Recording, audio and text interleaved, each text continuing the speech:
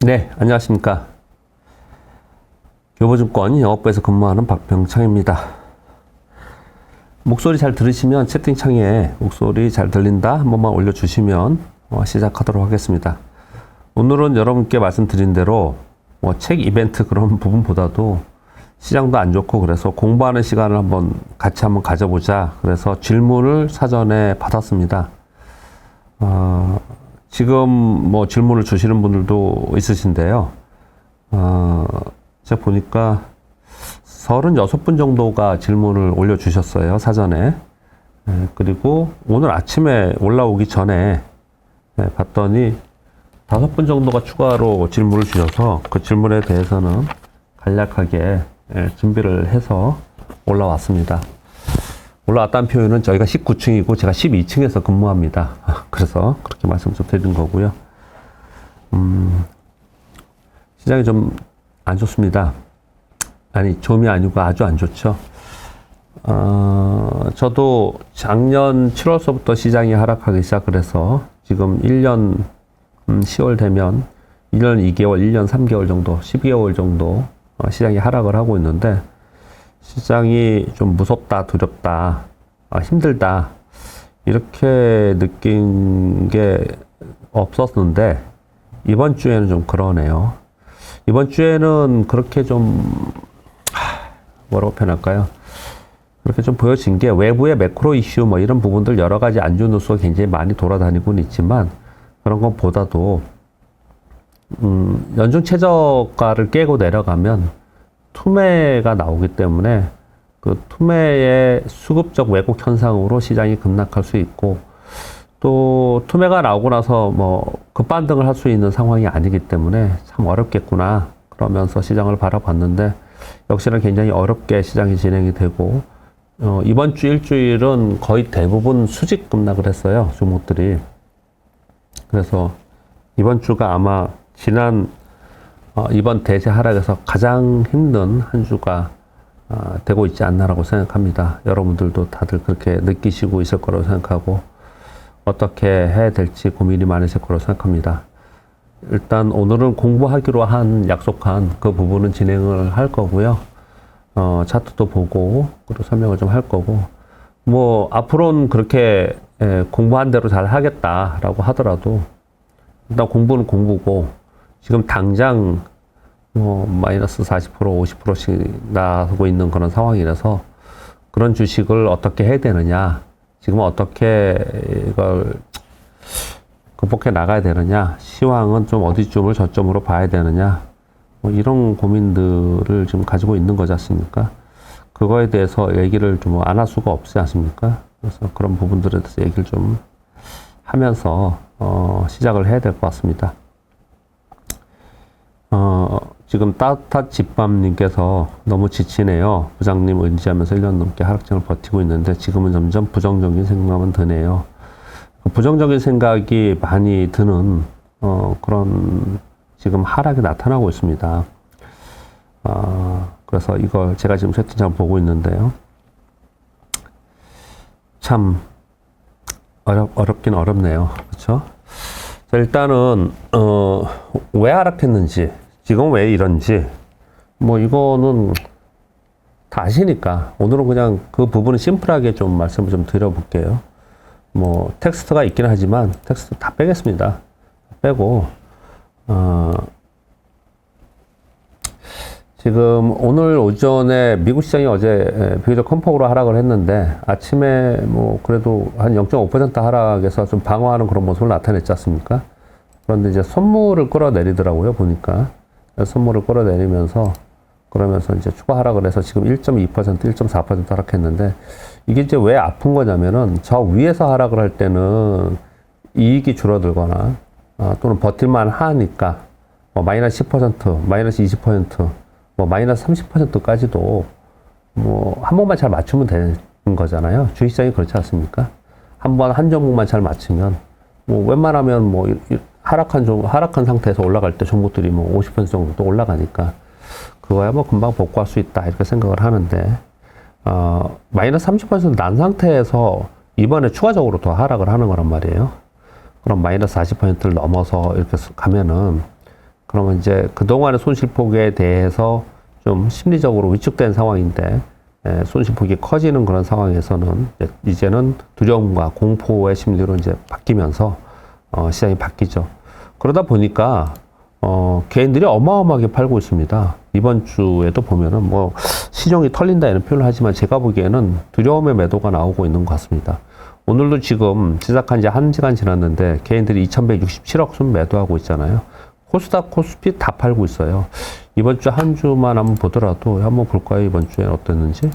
이번 주 한 주간 폭락한 한 주간 보면 개인들이 지금 이제 3,900원 매도로 좀 나오네요. 개인들이 계속 팔고 있고요. 반면에 외국인들 매도는 그렇게 크지는 않았고요. 기관들은 금융투자 매수로 잡혀 있지 연기금이나 상호폰도 전체적으로 파는 겁니다. 그러니까 전반적으로 볼 때 개인들의 패닉셀이라고 표현하잖아요.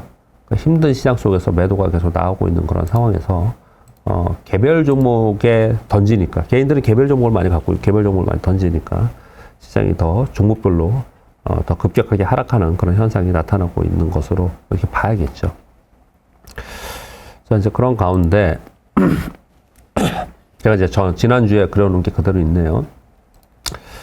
시장이 이제 요번에 급락이 이제 이번 대세 하락에서 급락이 세 번째 나오는 거예요. 세 번째 나오는 게 이게 지금 코스피죠. 지난 1월에 저점이 13%였고 종가 11% 정도에 마감이 됐고요. 지난 6월에 종가 저점이 14%였고 종가 13%에 마감이 됐어요. 보시면 13% 비슷하죠. 지금 현재 13.42%입니다. 최저가 13.64%고요. 13.42%. 그래서 이게 지금 비슷하죠. 이게. 그런데 이제 심리적으로 더 이렇게 비슷한 하락을 하지만 심리적으로 더 힘든 이유는 요때 하락은 저 위에서 내려온 거니까 이익이 난 상태에서 이익을 까먹는 하락이었어요. 그랬다 옆으로 내려가고 그 다음에 6월에 하락을 했을 때는 전저점에 가면서 반등을 좀 하지 않을까 이런 얘기들이 굉장히 많았고요. 그리고 이때는 좀 기대감이 좀 있었습니다. 인플레이션, CPI가 둔화되고 이런 기대감이 있었어. 그래서 실제로 반등이 조금 세게 나왔어요. 뭐 태조 입양원이 요 시기에 생긴 거고요. 그래서 여하튼 간에 기대감이 조금 있는 상태였어요. 아마도 따져보면 이럴 것 같아요. 플러스 20% 있다가 요때 한 본전 근처 왔다가 요때 떨어질 때 한 마이너스 20% 30% 됐다가 요번에 떨어지면서 마이너스 30% 40%까지 이렇게 떨어지는 상황이니까 이때하고 심리가 완전히 다르죠. 완전히 다른 상황에 지금 이제 처해 있는 상황이라서 지금 떨어지는데 굉장히 고통스럽고 아픈 하락을 맞고 있습니다. 해외 시장, 우리 시장은 일단 먼저 우리 시장 말씀드리면 우리 시장의 지금의 위치가 장기적으로 볼 때 상당 부분 하단에 있는 건 분명히 맞습니다. 상당 부분. 근데 뭐 하단 부분에 있다고 차트대로 뭐 여기서 지지하느냐. 결과론적으로 나중에 보면은요. 그거는 저는 맞을 거라고 생각해요. 나중에 내년 이맘때? 아니면 뭐 내년 여름? 이거 보면은 그때 그때가 저가 부근이었구나. 그렇게 볼 가능성이 저는 상당히 높다라고 생각을 합니다. 근데 이제 거기에 대부분 다 오케이를 해요. 여러분들은 어떻게 생각하세요? 내년 이맘때 되면은 지금 여기보다 밑에 있을까요? 위에 있을까요? 이 밑에 있을까? 위에 있을까? 했을 때는 이 위에 있을 가능성이 훨씬 더 높다고 생각합니다. 그런데 그건 뭐 내년 얘기고 당장 내가 주식을 들고 있는데 여기서 지금 제가 좀 전에 거놓은 이게 지금 어느 정도 수준까지 있냐면은 보시면 이 지수가 팬데믹 이전 지수보다도 더 아래에 있는 거고요. 심지어 2011년보다 아래에 있는 거예요. 그 우리나라 지수가 그 안에서 왔다 갔다 하고 여하튼 우여곡절이 있었는데, 뭐, IT가 올라가는 시기도 있었고, 팬데믹도 있었고, 글로벌리 긴축을 하는 시기가 1년 반 동안 빠지는 시기도 있었고, 근데 여하튼 있었는데, 2011년도에, 그게 2011년도가 글로벌 금융위기 리먼 브러더스 사태, 파산 사태 이후에 반등한 거잖아요. 그러면 지금 2022년이니까 11년 전의 지수로 회귀한 상황이에요. 그래서 소위 뭐 PBR을 따지는 애널리스트들은 이제 그렇게 얘기를 하죠. 이제 싼 구간으로 저렴한 구간으로 들어갔다 이렇게 표현을 하는 거죠. 왜 그러냐면요. 차트를 가지고 그냥 설명드리는 게 아니고 요때의 기업들의 이익의 총합하고 지금의 이익들의 총합하고는 당연히 지금이 엄청나게 높아요.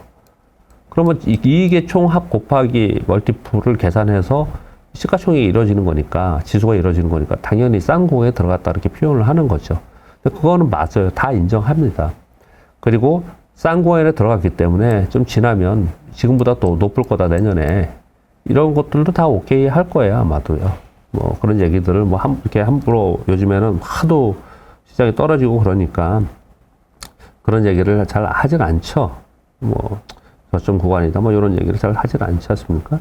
근데 그러니 뭐 전체적으로 나쁜 얘기들이 훨씬 더 많은 그런 상황이 있는 거고요.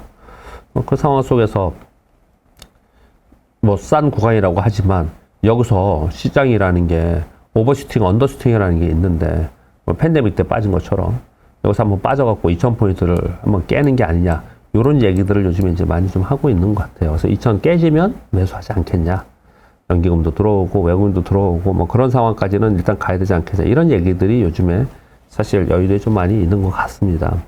그러니까 지금 당장 힘든 것은 뭐 내년에, 뭐 내년 상반기에, 내년 하반기에 이거 들고 갔을 때 지금보다 더 위에 있냐 아래에 있냐 이걸 고민하는 게 아니고요. 지금 힘든 거는 지금 여기서 더 빠져서 내가 지금 마이너스 30% 40% 됐는데 야, 이러다가 반토막 나고 또 마이너스 60% 70%까지 가면은 내년에 반등을 주더라도 지금보다 더 위에 있다 하더라도 내 주가가 다시 올라와서 내가 원금 회복을 하고 플러스로 다시 진입할 수 있을까? 이런 고민과 두려움이 지금 작용을 하고 있는 것이라고 봐야겠죠. 뭐 온갖 안 좋은 뉴스만 다 있는 상황이기 때문에 여러분들이 많은 방송을 많이 보시지 않습니까? 그래서 안 좋은 뉴스에 대해서 제가 굳이 여기서 부가적으로 오늘 말씀드리지는 않겠습니다. 그동안에 매주 시황 방송도 말씀드리고 그랬으니까 그냥 단지 지금부터 왜 저 두려움이 좀 더 있는지, 그리고 만일 내가 버틸려면 어느 정도까지 고통을 감내하고 또 어느 정도 기간까지 있어야 되는지, 이런 것에 대해서 좀 말씀드려 볼게요. 우리 시장이 이번 주에 잘 보시면 반등을 잘 못 해나잖아요. 그것은 우리 시장 자체의 문제이다. 우리 시장 자체의 문제가 뭐가 있겠습니까? 뭐 무역 수지 적자나고 환율 급등하고 뭐 좋은 거 우리나라도 물론 없죠. 그렇지만 우리 시장 자체의 문제에 발생되는 부분에 비해서 우리 시장이 굉장히 취약하게 지금 하락을 하고 있는데, 그리고 반동도 이번 주에 보면 잘 약하잖아요. 어제 같은 경우 보시면 미국이 2%나 상승을 했는데 우리 2%, 3%, 코스닥은 3%, 아침이 3%였는데 코스피는 2%였는데 종가는 보합으로 끝나고 그러지 않습니까? 그 왜 그러냐면 제가 지금 미국 시장 말씀드리려고 하는 거예요. 미국이 밑으로 아직 폭이 남아 있어요. 얘네들은 미국은 지금 S&P 500 기준으로 4,818에서 3,640 빼가지고 나누기 해보면 이거 지금 한 24%, 25% 뿐이 안 빠졌어요. 미국이 이렇게 폭락한 게 아니에요. 얘네들이.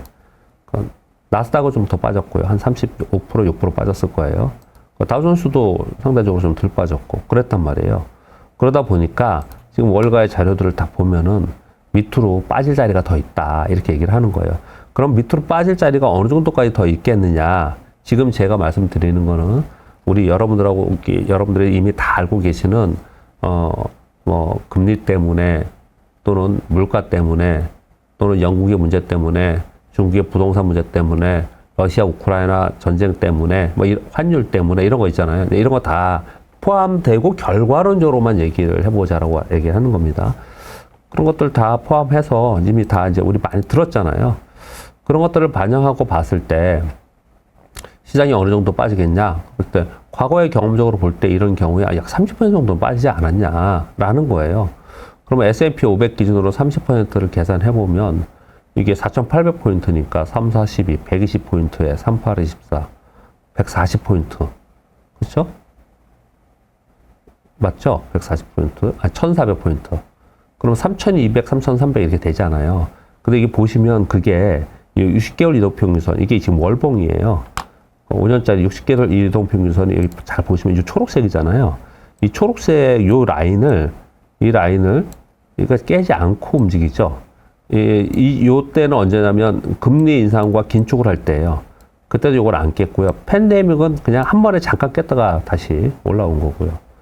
이걸 깨지 않고 얘가 움직였습니다. 그래서 여기까지는 가야 되지 않겠냐라고 얘기를 지금 월가에 자꾸 얘기하는 거예요. 그러면 이게 지금 이걸 좀 눌러보면 알겠죠. 한 3,300, 3,400쯤 돼요. 그러면은 240포인트가 남았으니까 아직 하락으로 룸이라고 표현하거든요. 아직 더 빠질 자리가 있다라는 거예요. 그러니까 지금 잘 보시면 막 공격을 하잖아요. 저는 오늘 아침 끝난 미국 시장을 보면서 애플과 테슬라가 급락을 했지 않습니까? 다른 것들은 다 폭락하고 있는데 얘들은 잘 버텼잖아요. 그런데 애플과 테슬라가 급락하는 걸 보면서 야, 이게 하방 공격이 굉장히 세게 되는구나. 왜냐하면 계속 안 좋은 악재들만 있는 상황 속에서 하방으로 공격을 하고 있으니까. 그럼 그것을 뭐 경기로 봤든 뭐 어떤 방어를 한다든지 수급으로 방어한다든지 아니면 연준에서 방어하든지 과거엔 그랬거든요. 근데 지금 연준은 심리가 그렇다지 않습니까? 시장이 올라오면은 좀 짜증내고 시장이 떨어지면 급락을 하면은 아, 다행스럽다 이렇다는 거잖아요. 좀 이해가 안 되시죠? 왜냐하면 연준이 지금 강력한 긴축을 정말 강력한 긴축을 하고 싶어서 하겠습니까? 강력한 긴축을 하면 경기도 망가지고 실업률도 안 좋고 시장도 폭락하고 나중에 욕 다 먹을 텐데 하고 싶어서 하겠어요? 일단 빨리 어떻든 간에 물가를 잡으려고 하는 건데 이게 시장이 거기에 반응하지 않고 또 경기가 반응하지 않고 얘네들이 무너져야지만 물가가 잡히는데 그렇지 않으면 목표하는 물가를 잡지 못하기 때문에 일단 무너져 주길 바라는 것 같아요. 빨리 무너져 주기를. 그러니까 월가에서도 뒷짐지고 시장이 그냥 떨어져도 아무 얘기 안 하잖아요. 시장에 대해서요. 그러니까 거기에 대고 매도 플레이어들이 아주 공격적으로 지금 이제 공격하고 있다. 그래서 아랫방향으로 지금 룸이 좀 있다라는 거예요. 애들이요. 그래서 룸이 좀 있는 상황이에요. 다우존스도 보면은 약간 룸이 지금 있는 거고 거의 이제 붙긴 했어요. 붙긴 했고 이 나스닥 있잖아요. 이 나스닥도 잘 보시면 낙폭이 굉장히 컸잖아요. 그럼에도 불구하고 이거 잘 보시면은 이걸 지난 08년, 09년도에 리먼 사태로 인한 글로벌 금융위기 이후에 한 번도 깨지 않고 왔어요. 중간에 우욕줄이 굉장히 많았죠. 남유럽 비그스 국가들 뭐 문제, 중간에 요때 긴축할 때 이거 되게 큰 폭이라고 제가 말씀드렸죠. 전에 한번. 여기 보면 되게 작아 보이잖아요. 그런데 고점이 여기 시작이 8,100포인트고요. 저점이 7,480이에요. 8,100에서 7,500이면 600포인트 빠진 거잖아요. 이것도 많이 빠졌어요, 그때요. 이렇게 많이 빠지면서 움직였거든요. 그런데도 얘를 지켜냈어요. 그래서 여기까지는 빠지지 않겠냐라는 건데 요거 한번 눌러볼까요, 제가 지금 어느 정도 되는지. 여기가 지금 여기가 241포인트네요. 그러니까 이제 10,000포인트 근처에 위협해야지 정말 두려움이 생기고 야, 시장 큰일 났다 이제 막 투매 생기고 이런 일이 벌어지지 않을까라고 생각하는 거고 거기까지는 밑으로 보면서 미국 시장을 공격하는 것 같습니다. 지금 봐서는요. 그리고 나서 미국은 추가 하락의 여지는 좀 없어 보입니다. 왜 그렇게 말씀을 드리냐면 지금 미국은 물가도 어느 정도 잡아나가고 있고요. 그리고 금리 인상의 폭도 가이드라인을 제시를 했고요. 그런 가운데 전쟁이 일어나고 있는데 전쟁으로 인한 물가의 상승, 물가의 폭등, 또 경기 침체의 우려 이런 게 막 있는데 지금 우크라이나 러시아 전쟁으로 인해서 미국이 피해보는 게 없어요. 수혜면 수혜지.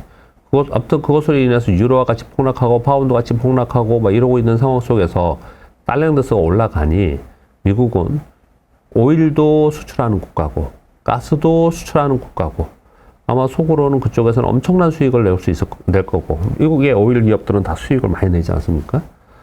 그러고 있는 상황이니까 당연히 뭐 그거에 대해서 큰 문제가 없어요.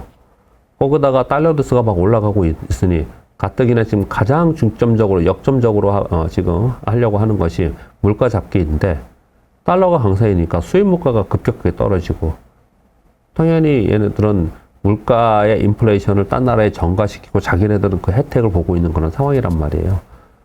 그래서 미국은 강력하게 긴축을 하면서도 그것으로 인해서 시장에 여기까지 내려가는 부분 또 경기가 내려가는 부분들을 상당 부분 용인하면서 지내다가 어떤 순간이 되면은 이제 바꾸겠죠, 스탠스를.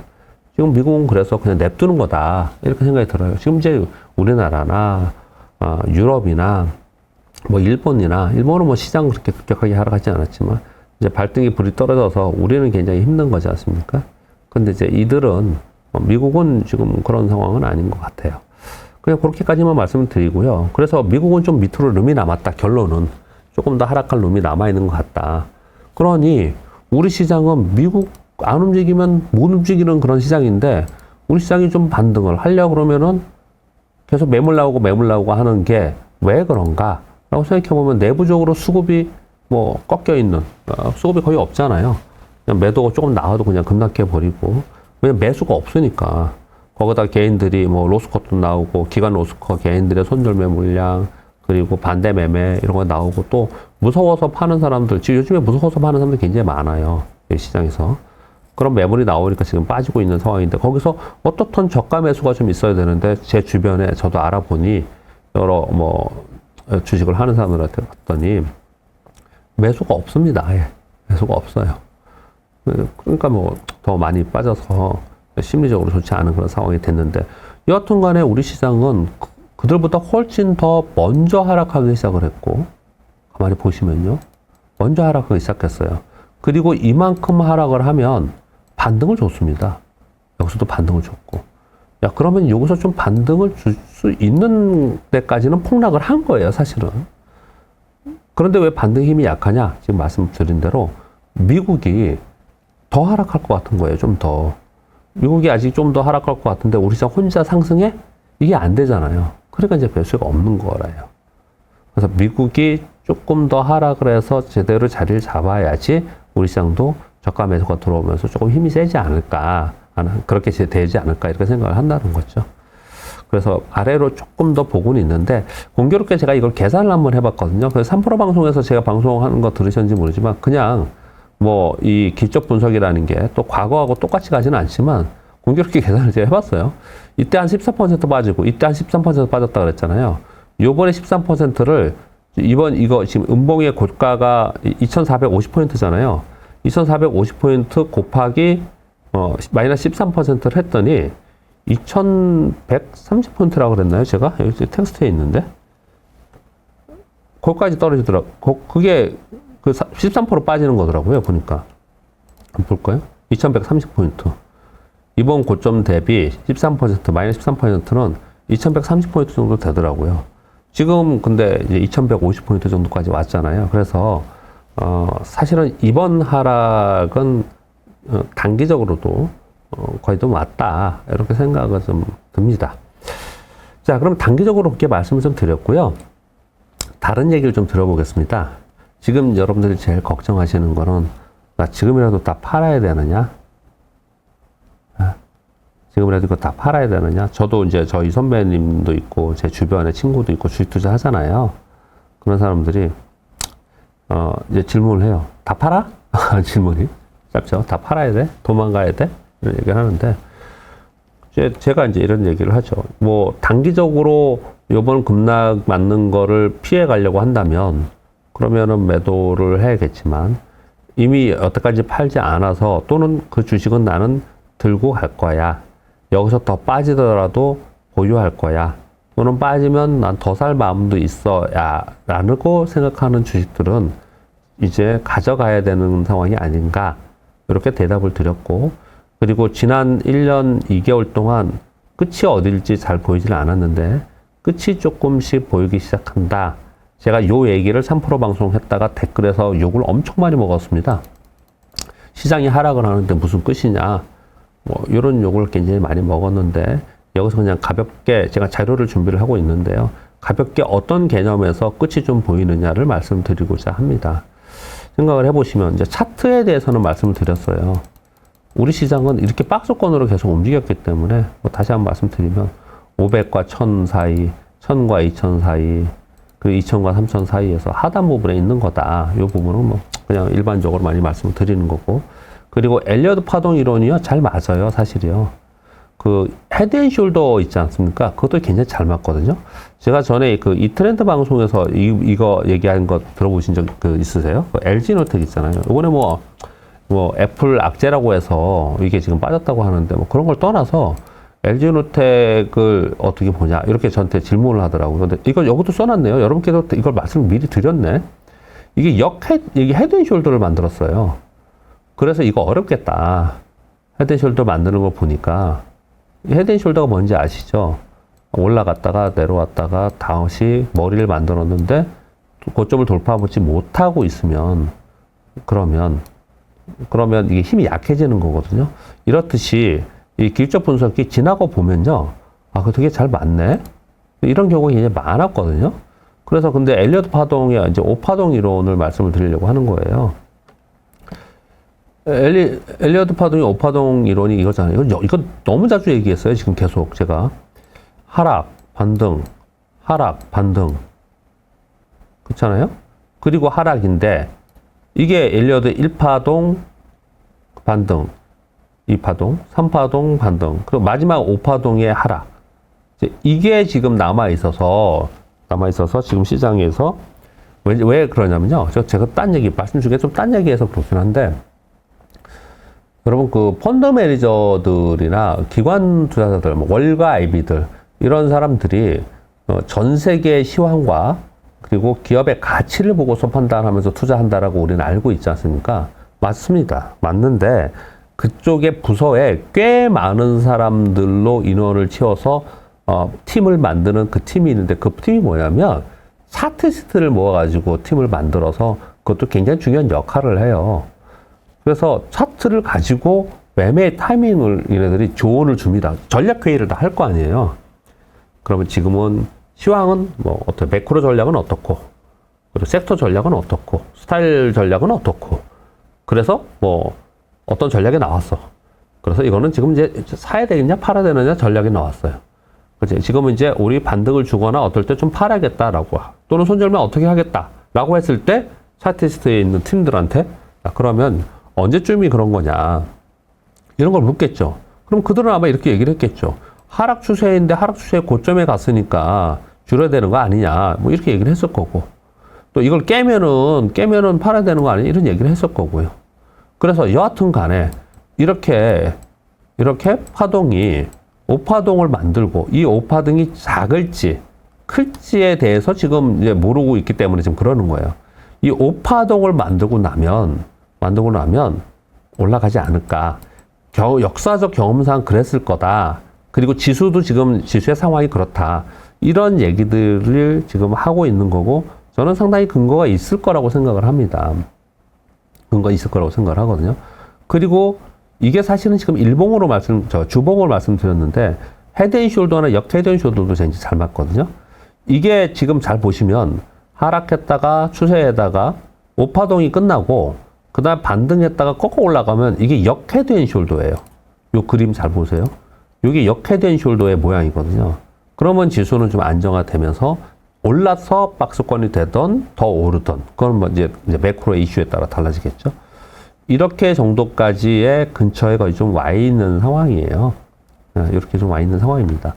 그래서 이번 하락을 하고 나서 이번 하락이 여기서 좀 하락가 좀 있다면 하고 나서는 그 다음에는 이제 이렇게 대세 추세 하락하는 쪽에서는 멈추는 현상이 좀 나타나지 않을까라고 늘 생각들을 좀 하는 거죠. 저는 좀 그렇게 좀 보고 있는 거예요. 우리 시장은 요거보다 더 많이 이제 먼저 빠져서 지금 뭐 거의 11년 전에 지수에 왔다고 말씀드렸지 않습니까? 그러면 이제 요까지 말씀드리고 이게 지금 4분기와 만약에 늦어도 내년도에는 시장이 터닝할 가능성이 상당히 있다. 라는 것을 조금 보이기 시작을 하는 거예요. 그래서 그런 의견을 드렸는데 댓글에 하도 욕을 하길래 그냥 이제는 그냥 하지 말아야지 그랬는데 요 방송에서는 제 개인적인 의견을 잠깐 좀 말씀 좀 드려보도록 하겠습니다. 일단 지수 자체가 싼 영역에 들어갔다는 정도까지 일단 많이 빠졌어요. 근데 아무리 싼 주식이라도 그 밑에 뭐 1층 밑에, 2층 밑에 1층이 있고 또 지하에 있다 이런 얘기를 하잖아요. 지하 1층 밑에 지하 2층이 있고 그래 더 많이 빠질 수 있다 이렇게 얘기를 하지 않습니까? 그렇게 더 많이 빠지는 여기서 더 많이 빠지는 경우의 수는 수위 말하는 시스템 위기가 발생을 하는 거잖아요. 시스템 위기가 발생을 할 때 그런 일이 발생을 하는데, 시스템 위기가 발생을 할 거라고들 얘기들도 많이 했잖아요. 근데 요즘에 여러분 보세요.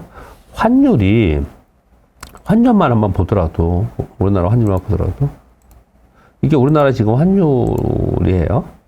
자, 월봉으로 그냥 보겠습니다. 이게 위기가 아니에요? 그냥 지금 위기 상황이잖아요. 환율만 보면은 그건 위기 상황이에요. 그리고 영국에서도 지금 금리 인상한다고 하다가 갑자기 장기 채권을 2주간 무제한으로 매입해 주겠다. 이런 거는 위기 상황에서 나오는 대책들이거든요. 그러니까 지금 요즘에 이 지표들의 움직임이나 그리고 각국의 움직임들을 이렇게 가만히 보면 위기 상황에서 나오는 대책들이 나오고 있어요. 공매도 금지를 만작거리고 있다. 또는 증안기금을 하려고 한다. 요런 게 전부 다 위기 상황에서 나오거든요. 그래서 지금 상황은 위기 상황에 들어갔다가도 봐야 된다는 거 아니냐는 거예요. 위기 상황에 들어갔다. 사실 지금의 상황이 위기 상황이라고 판단을 한다라는 거 저는 이제 아예 보고 있고요. 그리고 그러면 그거보다 더 위기가 있으면 더 빠지지 않겠냐, 그것을 가정 안 할 수는 없죠. 근데 이제 심지어 이런 얘기들을 해요, 요즘에. 북한이 핵실험을 하지 않을까? 북한이 핵실험을 해가지고 한 10% 빠져서, 그럼 한 2150이니까 220포인트 빠지잖아요? 그래서 그냥 한 1900포인트 정도를 바닥을 찍고 올라가지 않냐? 이러는 거예요. 요즘 그런 얘기를 해요. 그러니까 무슨 얘기를 하는 거냐면, 기존에 나와 있는 리스크들을 상당 부분 시장에서 반영을 하고 있는 거고, 이제는 정말 그런 얘기들이 막 나오면, 나와서 어디가 터지면 금리가 더 올라가서 지금 4.6%를 미국 얘기를 하는데, 그거 더 올라가서 5% 가고 6% 가고, 그래서 결국은 부동산 다 폭락시키고 세계 경기 다 폭락시키고 주식시장 폭락, 이런 것들을 얘기를 하고 있는데, 제가 지금 현재 지금부터 말씀드릴 거는 죄송하지만 그건 가정하지 않고 얘기를 말씀을 드릴 겁니다. 저는 그걸 가정하지 않고 미국에서는 그런 일이 나타나지 않을 거라고 지금 현재 보고 있습니다. 지금 보니까 작년에 연준에서 실수한 부분은 있지만 지금에 하고 있는 것은 미국의 입장에서는 상당히 잘 하고 있는, 그렇게 진행을 좀 하고 있어요. 다른 나라들만 문제가 되는 거지. 근데 다른 나라들의 문제가 되는 게 위기 아니냐? 근데 다른 나라가 문제가 되는 게, 우리나라는요, 미국이나 중국이나 유럽의 주요 국가, 독일이나 프랑스나 이런 국가에서 문제가 됐을 때 그 하락폭이 크고요. 그 여타 국가들의 문제, 지금 스리랑카나 이런 데서 IMF 구제금융 받고, IMF 구제금융 받는 나라가 역대급으로 지금 많다, 그리고 돈이 이제 없다, 이렇게 그런 얘기 하잖아요, 지금요. 근데 그거 시장에서 얘기 아무도 안 하잖아요. 그러니까 우리나라는 그런 것들은 그런 노이즈로 좀 그냥 얘기를 많이 하는 경우가 많아요. 그러니까 이제 그건 노이즈로 치고, 지금 말씀드린 여기서 북한 핵공을 한다든지, 미국 부동산이 마저 터져갖고 또 리먼발 부도 났을 때처럼 그런 일이 벌어지면 내려갈 수 있겠죠. 근데 저는 지금 말씀드리는 건 그걸 가정하지 않고 일단 설명을 드려볼게요. 전제는 있습니다. 자, 변명하려는 게 아니고요. 저는 그렇게 안 나타날 것 같아서 그렇게 얘기를 하는 거고요. 말씀을 드려볼게요. 지수가 하단에 있다, 그러면 올라가지나, 저점 구간에 있다, 멀티플이 PER이 몇 배다, PBR 얼마다, 그런 건 안 믿고요. 그런 건 안 믿고, 그냥 이제 여태까지 나왔던 악재를 하나하나 짚어보면서 얘기를 해보자고요. 이걸로는 글 쓰기가 어려우니까 그냥 대충 써볼게요, 여러분. 지금에 나와 있는 요번 하락의 악재가 맨 처음에 빠진 거는 팬데믹 이후에 돈을 뿌렸던 것에 대해서 비정상적인 상승이 있었기 때문에 비정상적인 하락이 있어야 된다. 비정상적인 하락이고, 비정상을 정상으로 만드는 하락이 있어야 된다. 그래서 이거는 내려온다. 그래서 2600포인트 정도까지 빠지지 않겠냐라는 게 작년에 계속 말씀드렸던, 올해 초에도 말씀드렸던 시황이었어요. 근데 제가 실수했다. 제가 제 실수했다는 부분을 몇 차례 말씀을 드렸습니다. 저는 거기 정도까지를 보고서 시황을 봤기 때문에 그 이후에 떨어진 것에 대해서 좀 아파하고 지금 당하고 있는 거예요. 여기까지 떨어진 거는 그렇다 치고 올해 1월서부터 떨어진 것만 미국 시장을 바라보면서 올해 1월에 떨어진 것만 가지고 그러면 얘기를 해볼게요. 왜냐면 그 전에 떨어진 거는 비정상이 정상으로 가는 거였어요. 그거는 그냥 자연스러운 거고요.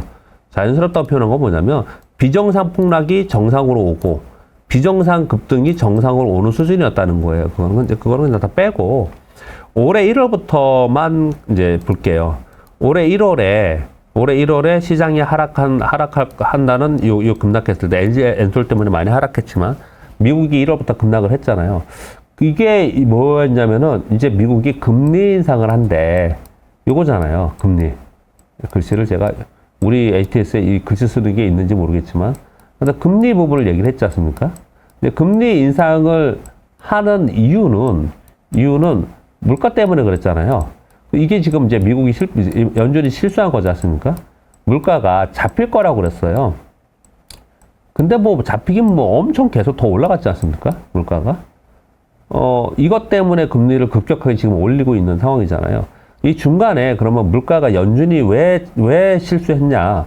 이게 물가가 잡힐 거라 생각했는데 중간에 전쟁이 일어났어요. 전쟁이. 그래서 보통의 물가가 오르는 거는 과거에 우리 경제학의 기본 이론에서는 수요가 늘어나서 그러면서 그러니까 공급보다 수요가 많으면 물가가 오르는 거잖아요. 가격이 오르는 거잖아요. 수요에 따에 의한 물가 상승인데 요번에 중간에 전쟁이 일어나면서 공급이 부족해지면서 거기에 지금 이 두 개가 짬뽕이 되면서 한꺼번에 맞물리면서 하이퍼 인플레이션이 발생이 된 거잖아요. 그러니까 과거에 2018년도에는 제로금리에서 2.5%까지 2년에 걸쳐서 올렸지만 이번에는 1년에 연말금리 4.5% 얘기하잖아요. 1년 만에 4.5%까지 그냥 급격하게 금리 인상을 한다라는 거지 않습니까? 그렇잖아요. 그 사이에 금리를 이렇게 급격하게 금리를 올리니 그러면 이제 다른 경기도 안 좋은 뭐 한국, 뭐 유럽, 뭐 이런 국가들에 더 안 좋아지는 거잖아요. 그러니까 이제 무슨 문제가 생겼냐. 환율의 문제가 또 생긴 거예요, 이게. 글씨를 또 못 쓰겠네요. 이렇게 쓸게요. 이응은 못 쓰겠네요. 환율의 문제가 생겼습니다. 그러니, 이제 달러 초강세가 되니, 야, 이거 외환위기 오는 거 아니냐. 지금 여기까지 얘기를 지금 하고 있는 거예요. 시장 가만히 보시면 여기까지 얘기를 하면서 시장이 반영을 했다는 건 뭐냐면 환율이 지금 폭등했잖아요. 벌써 이미 진행이 됐잖아요. 앞으로 그게 될 거라는 게 아니고 진행이 됐잖아요. 그걸 가만히 생각을 해보면 물가가 여러분 미국의 기대 인플레이션은 이미 꺾였지 않습니까? 제가 지금 자료 준비한다는 게 그런 자료를 다 준비를 지금 하고 있는데 그냥 말로만 말씀드리면 기대 인플레이션은 꺾였어요. CPI도 지금 2개월 연속 꺾였고 요번에 다시 또 10월 13일 날 발표합니다. 10월 13일이 진짜 중요해요. 10월 13일 날 발표하는데 그때도 더 꺾였을 거라고요. 왜 꺾였을 거라고 생각하느냐? 보세요. 유가 떨어졌죠. 국제 원자재까지 떨어졌죠. 국제 농산물까지 떨어졌죠. 다 떨어졌잖아요. 다 떨어졌어요. CPI 떨어질 거란 말이에요. 근데 지금 오늘 발표하죠. 오늘 밤에. 미국이 지금 걱정을 하는 거는 아직 안 떨어진 건 뭐냐면 PC예요. PC. CPI와 PC는 뭐냐면 PC는 도매로 한 것까지 다 포함해서 전체 물가를 놓고 전체 가격을 봤더니 얼마큼 올랐냐 이렇게 하는 거거든요. 근데 PC는 기본적으로 개인들의 소비와 소득에 연관이 막 큽니다. CPI와 다르게. CPI는 유가나 거주비가 제일 크죠. 거주비나 이런 것들이 많이 포함되어 있기 때문에 그 유가나 거주비나 아니면 뭐 농산물 가격이나 이런 것에 의해서 막 등락이 굉장히 심한데 PC는 그러지 않거든요. 지금 미국이 어제 발표된 주간 실업시장 청구 건수가 20만 건 아래로 떨어졌다고 그러잖아요. 뭡니까? 경기도 안 좋다면서? 실업시장 청구 건수가 줄어들었다는 얘기는? 실업 수당을 받는 사람이 줄어들었다는 얘기는 취업이 잘 되고 있거나 아니면은 돈이 주머니에 두둑히 있는 거야. 아직 미국의 저축률이 엄청나게 높다고 하지 않습니까? 그러니 PC가 안 떨어진 거예요. PC는 빨리 안 떨어지는 거예요. 그래서 이제 이 시차가 발생을 할 겁니다. 기대 인플레이션은 먼저 꺾였고 CPI는 지금 꺾이고 있는 중이고 PC는 그 이후에 꺾일 거예요. 여하튼 간에 물가는 꺾이고 있는 중이에요. 꺾이고 있는 중입니다. 뭐 그 안에 이런 얘기들 하죠. 뭐 전쟁이 뭐 핵전쟁이 뭐 이런 얘기 하는데 그런 거 말고 물가는 꺾이고 있는 중이라는 거에 공감을 많이 하지 않습니까? 파월 의장도 지난번에 물가는 둔화되고 있다라고 얘기를 했어요. 그럼에도 불구하고 금리는 급격히 올리는 것을 나는 바꾸지 않겠다라고 얘기를 했단 말이에요. 왜냐? 시장이 또 오버해서 금리가 이제 금리 인상 멈추거나 인하하면은 그러면 뭐 또 다시 그게 이제 시장의 유동성 제공하는 거잖아요. 그러면 물가가 다시 오를 수 있잖아요. 그걸 확실하게 방어하기 위해서 요번에 그렇게 강력한 매파적 발언을 한 거지 않습니까? 자, 너무 오늘 길게 하면 안 되니까 물가는 꺾이고 있는 거예요. 물가 지나갔다는 거예요. 이제 물가 지나갔어요. 얘는 끝났다는 말을 들으려고 하는 거예요. 이거. 그 다음 이제 금리지 않습니까? 금리를 연말에 3.5%나 4% 정도 원래 하다가 요번에 봤더니 아니 연말에 4.4%, 내년에 4.6%, 내후년에 3.9%까지 정도표가 올라가 있더라는 거예요. 그러니까 10년 만기 국채수준이 2년 만기 국채수준이 4.2%까지 막 급등하면서 시장이 화들짝 놀라서 또 이번에 빠진 거잖아요. 그런데 여기서도 답을 줬어요. 여기서도 답을 줬습니다. 어떤 답을 줬냐?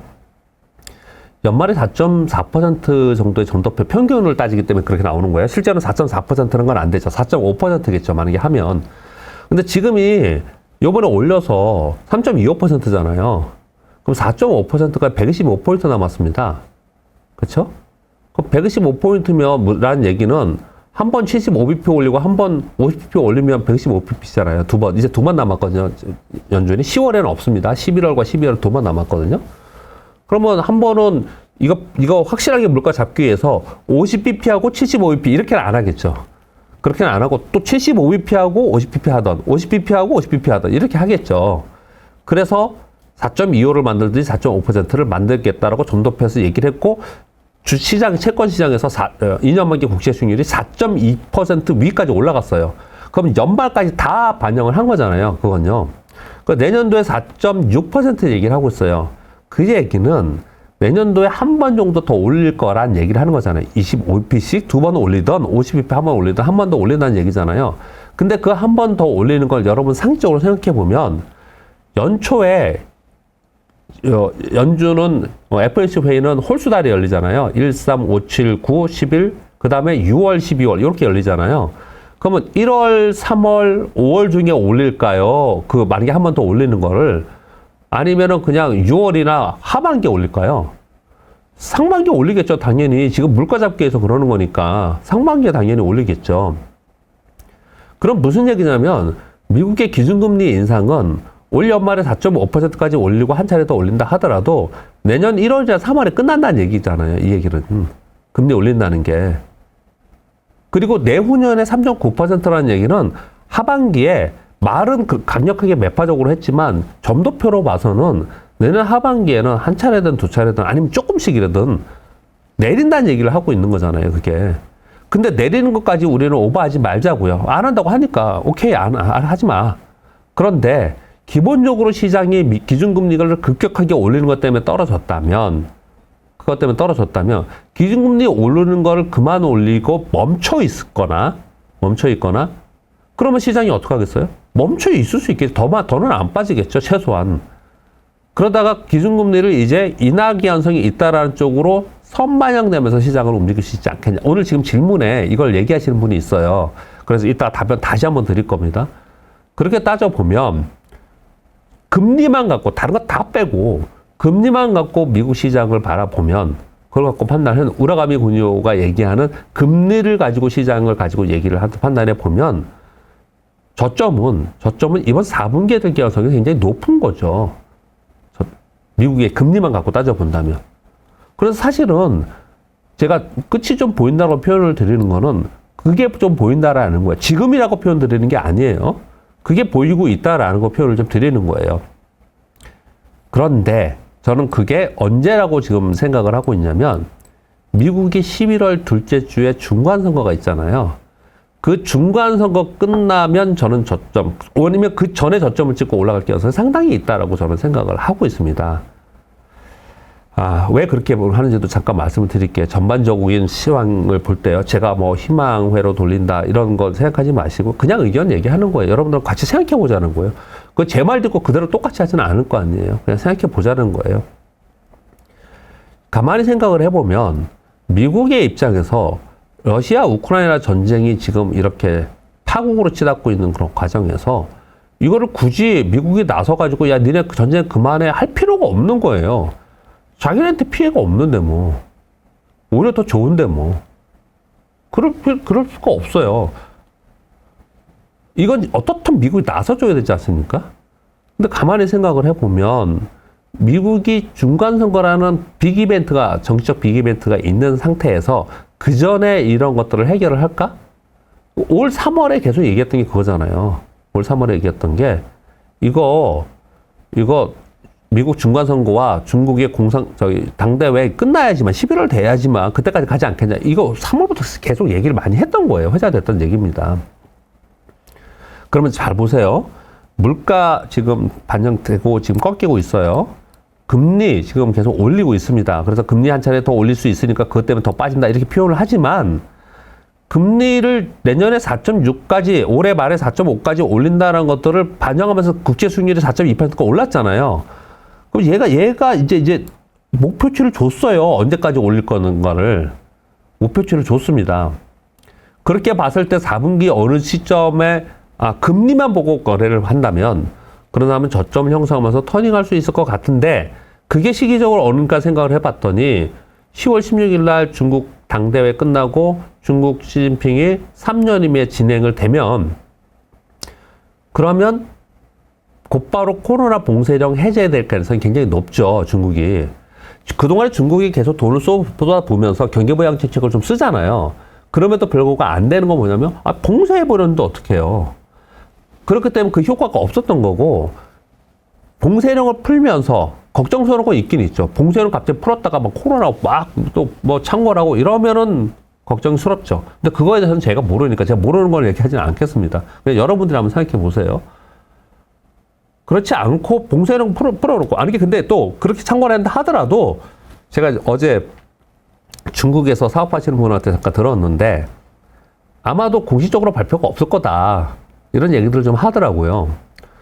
아무튼 그래서 봉쇄령을 풀고 경제부양 정책을 하면 중국은 바뀔 거고 이건 굉장히 중요한 중국의 정치 이벤트지 않습니까? 미국의 중요한 정치 이벤트 당연히 뭐 어떤 나라든 대선이잖아요. 근데 요거는 중간 선거지 않습니까? 근데 그만큼 대선만큼 굉장히 중요한 선거잖아요. 그게 11월 둘째 주에 이제 있단 말입니다. 그럼 공교롭게 지금 말씀드린 거하고 상당히 시기적으로 많이 맞춰지고 있는 그런 상황인 거예요. 자, 그 다음에 그 환율을 볼게요. 환율을. 우리나라가 지금 1,500원 가까이 가는 환율이 이게 정상이에요? 아니지 않습니까? 그 위기 상황에서 나타나는 그런 환율이 지금 발생이 되고 있는 거잖아요. 그러니까 지수도 위기 상황에 나타나는 것처럼 10년 만에 한번 나올까 말까 하는 마이너스 40% 가까이 30 몇 %까지 폭락한 거지 않습니까? 위기 상황이에요. 이 자체가 환율을 보면은.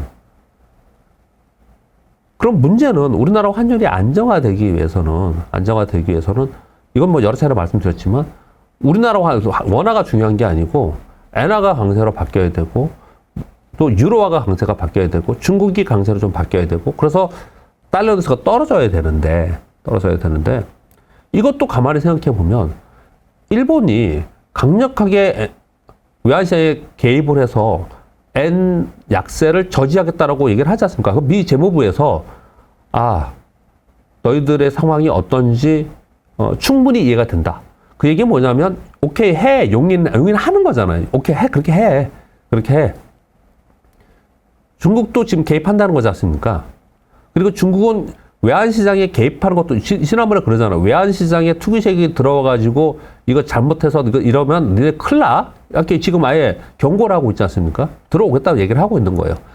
플러스 중국의 경기가 지표가 좋아지면 외환화는 다시 강세로 갈 수 있거든요. 또 하나 남은 건 유로화예요. 지금 이제 영국이 그래서 문제가 돼서 요즘에 떨어지는 거지 않습니까? 근데 유로화가 강세가 아주 초강세가 아니더라도 그래도 터닝을 이 약세에서 어떤 터닝을 하려면 이제 전쟁이 끝나야 되는데 그건 모르겠어요. 진짜로 그거는 모르겠습니다. 그건 모르겠고 지금 세 군데를 얘기했잖아요. 그러면 해당국인 미국을 얘기해 볼게요. 미국은 달러가 초강세인 수혜를 지금 받고 있잖아요. 지금 연준에서 물가를 잡으려고 하는데 여기서 만약에 달러가 약세였으면 물가가 엄청 10% 이상 갔을 거예요. CPI가. 근데 그 혜택을 현재 보고 있는데 여기서 물가를 확실하게 잡으려고 이 고통을 참고 있는데 그냥 환율 풀어줘가지고 수입물가가 높아지면 안 되잖아요. 그리고 물가를 확실히 잡는 게 가장 시급하다라고 얘기하는 사람은 연준이 아니고 누구예요? 바이든 대통령 아닙니까? 왜냐하면 선거를 앞두고 있기 때문에. 선거가 끝나고 나서도 계속 달러의 고환율, 킹달러라고 표현하는 강달러를 유지할 거자. 그렇지 않을 가능성이 높다라는 거예요. 바뀔 가능성이 높다라는 거죠. 결국은 얘도 미국 중간 선거가 끝나고 나서는 바뀔 가능성이 상당히 있다라는 거예요. 마지막으로 더 하나 말씀드릴게요. 우라가미 구니오가 얘기하는 주의사항의 4개라는 건 뭐냐면 금리를 갖고 얘기했는데 경기와 금리를 갖고 얘기했어요. 지금 경기 침체 얘기하니까 말씀드리는 거예요. 우라가미 구니오가 얘기하는 그건 뭐냐면 경기가 하강으로 가요. 그러면 돈을 풀어줘. 금융 완화 정책을 해. 그래서 은행도 좋아지고 대마불사, 대기업이 좀 좋아지면서 올라와. 이걸 금융장세라고 하고. 그래서 실적이 좀 좋아지고 이제 실적이 점점 좋아지면서 이제 기업들도 돈 벌고 주식시장도 오르고 사람들의 주머니에 돈이 좀 생기면서 막 열광하기 시작해. 그러면 야 이거 안 되겠다. 이쯤 되면은 금리 인상해서 제어를 해줘야겠다. 그러면서 시장 기업들이 주가도 올라가고 그리고 기업 실적도 좋아지고 있는데도 불구하고 시장이 떨어지기 시작을 합니다. 금리 인상을 하면 그게 역금리 장세잖아요.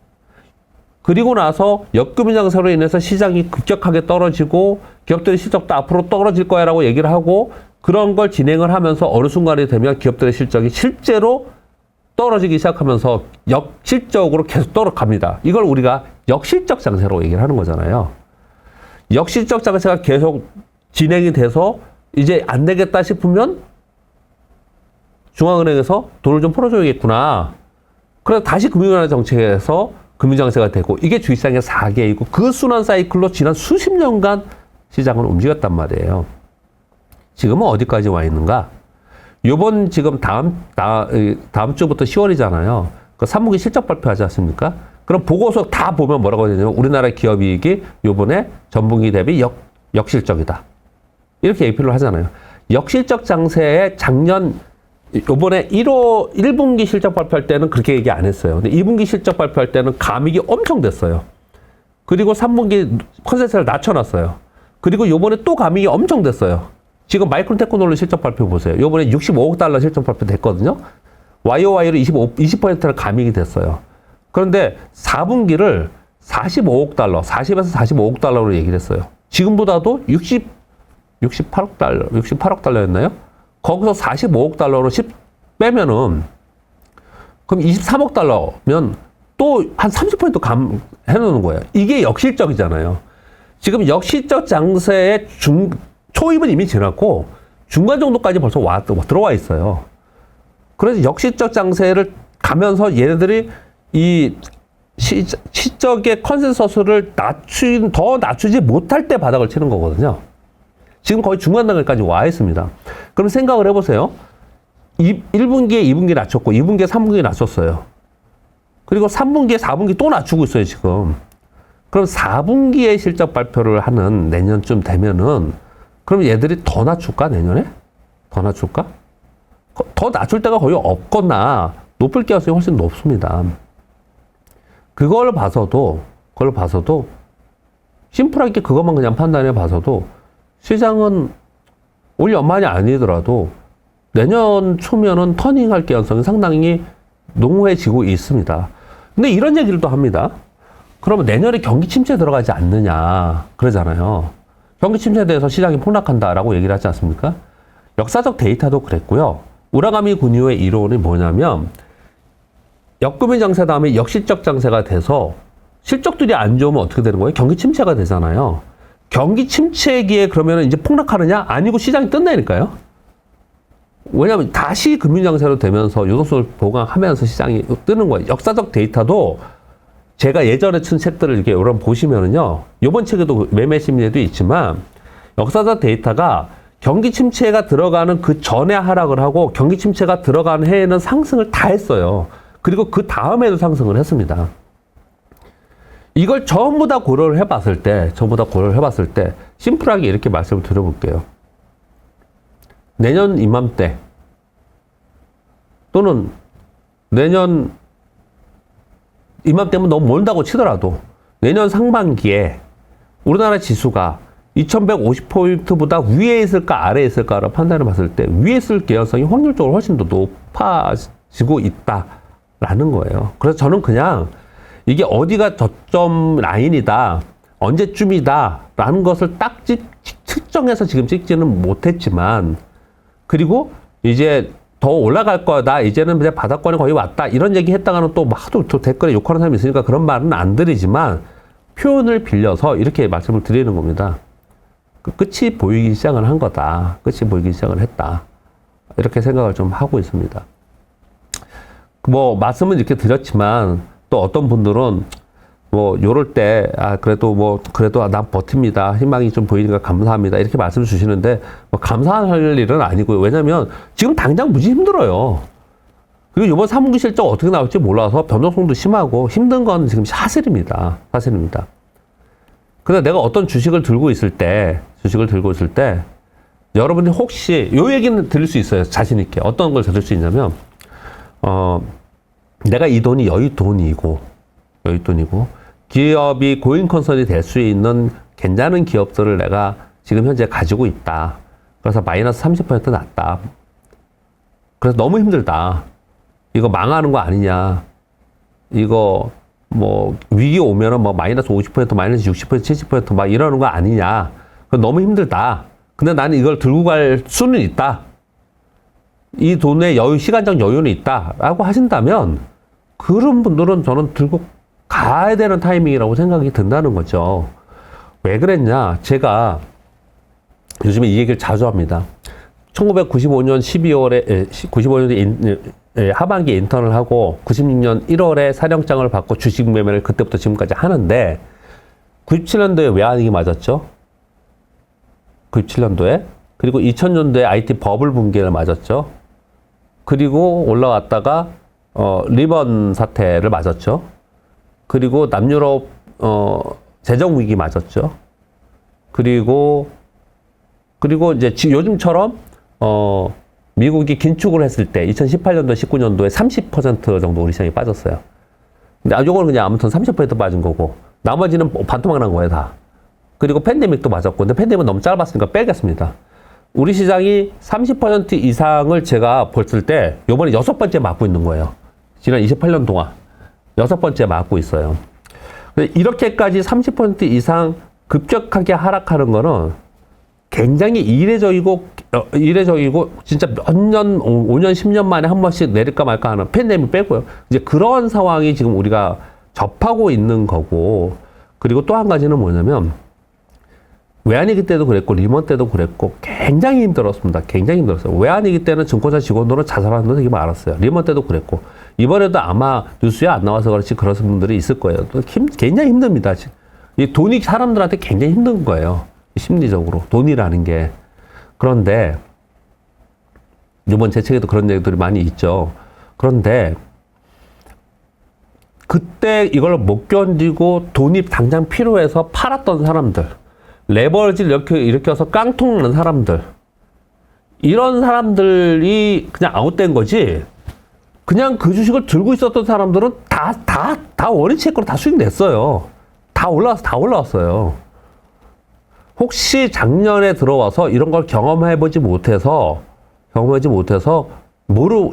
제가 말씀드린 이 부분을 생각하지 못했다면 지나온 동안 외환위기를 맞던 글로벌 금융위기를 맞던 어떻든 간에 그 시기를 지나고 나서 그 주식을 내가 가지고 있었던 사람들은 다 가격이 다 올랐습니다. 시간의 여유와 자금 용도의 여유가 있으신 분들은 그냥 좀 기다리는 것도 지금 방법 중에 뭐 버텨라, 존버라고 얘기하는 뭐 이런 발표를 드리는 게 아니고 지금 어찌할 바를 몰라서 너무 힘들다라고 하시는 분들은 그냥 그렇게 있는 것도 방법일 수도 있죠. 방법일 수도 있죠. 그럼 언제까지 있어야 되느냐? 그래서 지금 거의 1시간에 가깝게 벌써 1시간이 넘었네요. 오늘 2시간 해야겠네. 여러분들 지금 힘드실 텐데. 그래서 그 얘기를 좀 드렸습니다. 여기까지 말씀드릴게요. 지금 당장은 힘들지만 제가 보기에는 끝이 좀 보이는 것 같다. 그래서 밑에서 말도 안 되는 가격에 그냥 던지지는 말자. 만약에 던진다면 대형주에서 팔아서 좋았는데 그리고 내가 보기에 저 주식 더 좋은데 그거 급락을 했어. 그러면 그쪽으로 또 사는 게 맞지 않나. 그렇게까지만 말씀을 드리겠습니다.